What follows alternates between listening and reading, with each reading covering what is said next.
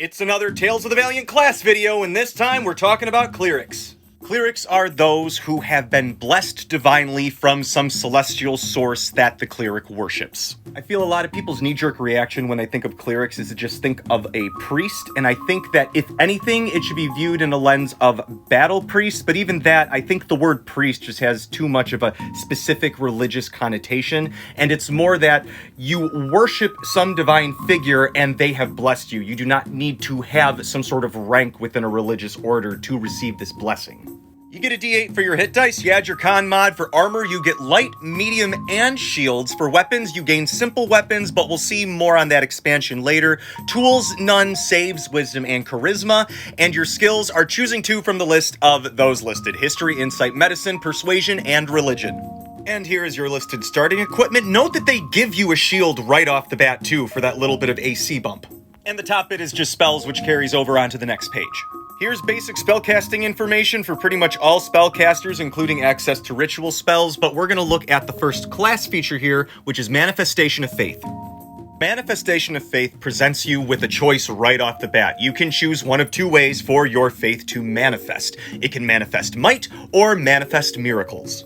Weapon of might choice is pretty cool. You gain access to heavy armor and one martial weapon of your choice. Additionally, you can imbue your strikes with divine energy, and when you strike something, you can choose to hit it with an additional radiant or necrotic damage, your choice when you hit, equal to your player bonus. Manifest Miracles is also pretty cool. You get to choose one additional cantrip from any source, and it counts as a divine cantrip for you. Usually clerics are restricted to the divine spell list, but they can expand with this. Additionally, you get to deal extra damage from any divine cantrip that you have, equal to your player bonus when you choose Manifest Miracles. At 2nd, 6th, 13th, and 18th level, you gain Channel Divinity and expansions of that feature. So you start with one channel ability power, but you will get more as you continue on, as well as when you pick your subclass. But when you use your channel divinity feature, you get to start with one use per day, and then it goes up for per uses at each of those little level benchmarks. And you regain your channel divinities on a short or a long rest, right from this early of a level. Your first option that you have is Turn the Profane. As an action, you present your holy symbol and speak a prayer to censure unholy creatures. Each fiend and undead of your choice within 30 feet that can see or hear you must make a wisdom save. If they fail, they are turned for 1 minute or until they take damage. That will also snap them out of it. And turned creatures have to try to get away from you. They can't get closer to you. If they can't escape, they have to take the dodge action, yada yada yada. Feel free to pause if you want to see the numbers of how the cleric progresses in this table beneath me, but I'm just going to continue on. You get your subclass at level 3, which is when you are granted your divine domain and the domain spells that come with it. At 4th, 8th, 12th, 16th, and 19th level, you get to give your characters an improvement, and that can manifest in a number of ways. You can either increase a single ability score by 2, increase 2 ability scores by 1, or increase 1 ability score by 1 and choose a talent, which is this game's versions of feats. At 5th, 8th, 11th, 14th, and 17th level, you gain a bump up in your Turn the Profane to Destroy the Profane. And that means that creatures of a certain CR, if they are hit with your Turn the Profane, they are just destroyed. And it gives you this chart here to let you know what threshold the creature has to be to even survive your turn or be destroyed. And now we're on to one of the biggest things and probably one of my favorite things in the cleric, and that is the 9th level Divine Intervention. You call upon your deity to intervene and help you in a time of need, and then you roll a d20 and add your player bonus. If the result is 20 or higher, your deity intervenes. If the result is 19 or lower, nothing happens. If the Divine Intervention works, then you can immediately cast any spell that you want from the Divine list or your domain spell list. It doesn't count towards your spell use per day, but if it is a spell that is a higher circle than you are currently allowed to cast, you do have to roll a spell check to be able to successfully even channel this divine spell through you. If you are successful, you cannot use this ability again for 1 week. Otherwise, if you fail, you can just use it again after a long rest.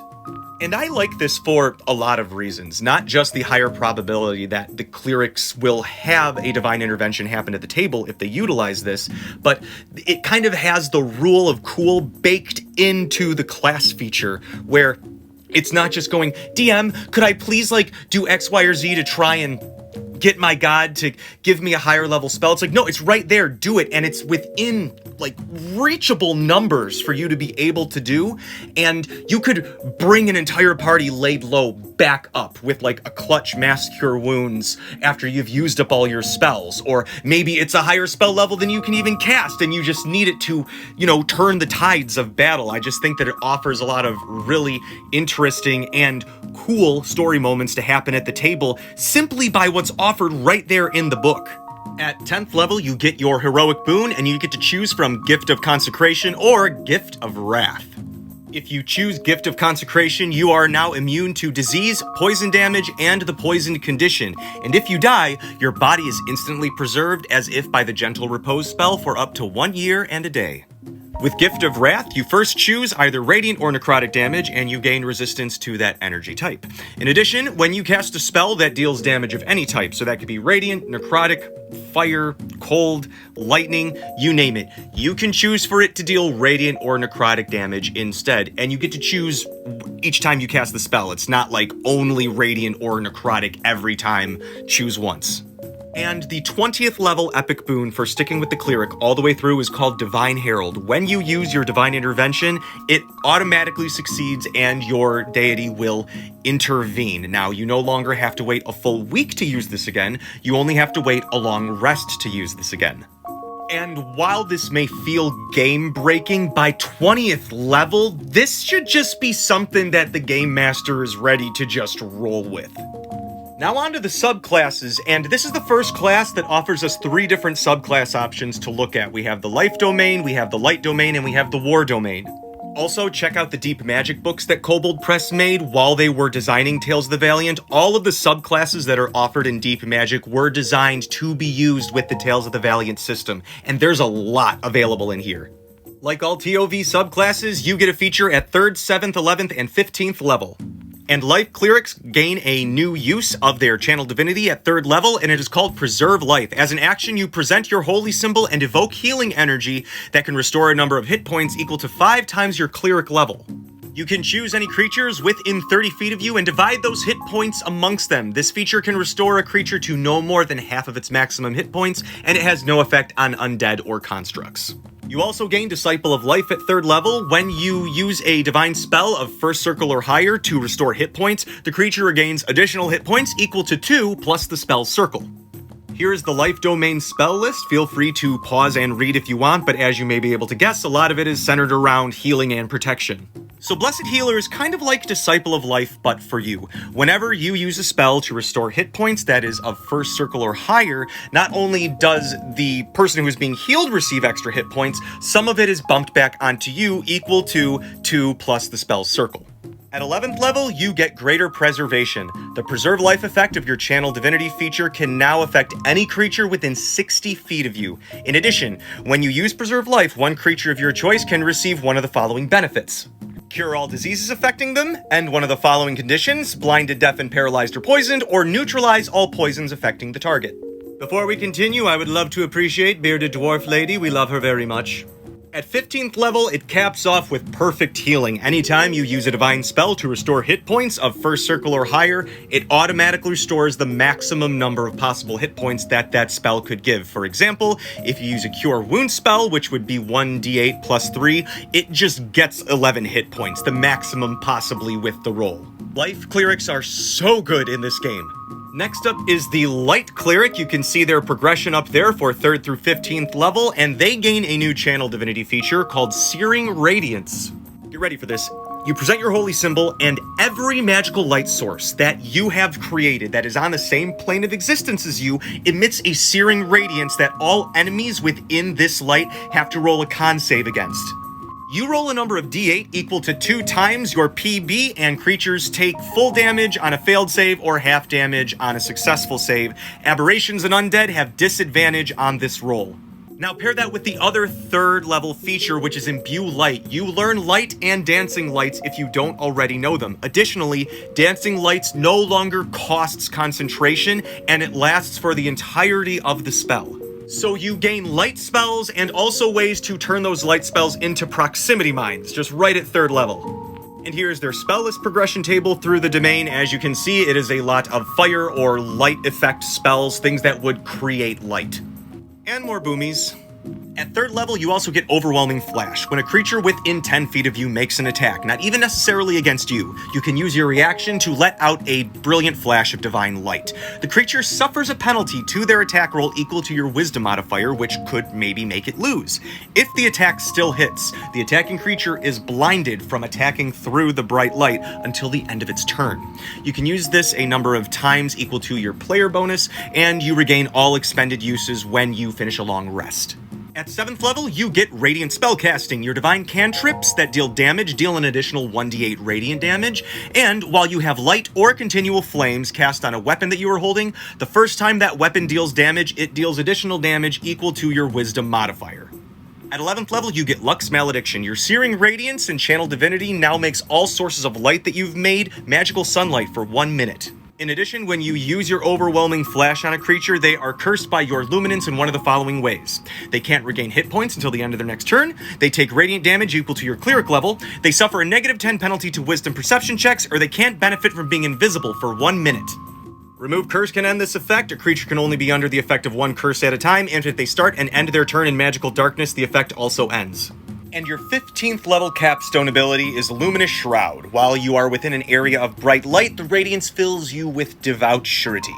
You have advantage on saves, can't be charmed or frightened, and you gain either immunity to radiant or necrotic damage, your choice.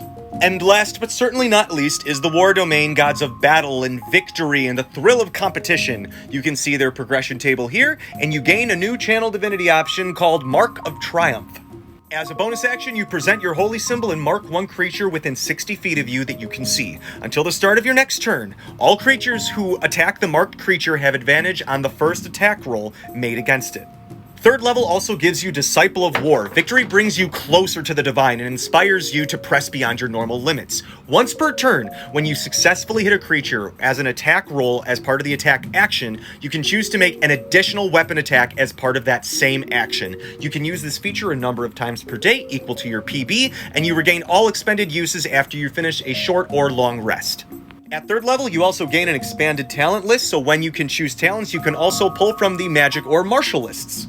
And below is the War Domain spell list. As you may have guessed, a lot of it is about rallying allies and bringing you closer to victory through making the odds of being more effective on the battlefield higher. At 7th level, you gain Blessed Warrior. Your attacks are particularly potent. When you deal damage with a weapon or with a divine spell, you can re-roll any ones from the damage roll. You do have to take whatever this re-rolled result is. At 11th level, you get Greater Triumph, which expands on your Mark of Triumph Channel Divinity. You can now mystically mark a number of creatures equal to your PB, and all targets have to be within 60 feet of you. In addition, if a creature that has your Mark of Triumph is reduced to 0 hit points, you can move your mark to a different target within 60 feet. Now, the mark will still end at the start of your next turn as normal. And at 15th level, your capstone is Holy Strike, and holy shit, once per turn, when you successfully hit a creature with a weapon or a spell attack made with a divine spell, you can treat the attack as if you rolled a critical hit. Once per turn. And that is it for the ToV Cleric, at least as it appears in this book. Again, I recommend checking out the Deep Magic books if you want more subclass options that you can expand your ToV Cleric with. I am just very happy with how they have presented the Cleric and how it grows, and I think it feels really nice and has a lot of Rule of Cool automatically baked into it. Make sure you get out your flower crowns for the next video because we're going over the Druid. Thank you guys so much. If you could like, subscribe, and share, that would mean so much and help me out in ways I cannot express. And until next time, don't forget to love each other and keep on questing.